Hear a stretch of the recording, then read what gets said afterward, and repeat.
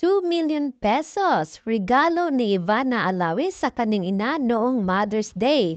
Napasa na all ang publiko sa regalo sa Mother's Day ng actress at social media personality na si Ivana Alawi sa kanyang ina na si Fatima. Sa vlog, walang paglagyan ang saya ni Ginang Alawi nang malaman na ₱2 million ang napanalunan niya sa palaro sa kanya ng anak.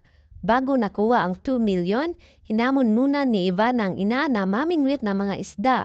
Dingid sa kalaman ni Fatima na ang 10 isda na kanilang nahuli ay may katumbas na ₱2 million. Yung pagbabalik ng pagmamahal sa ina ay walang katumbas. So whether ₱10,000, ₱5,000, kung anong galing sa puso niyo.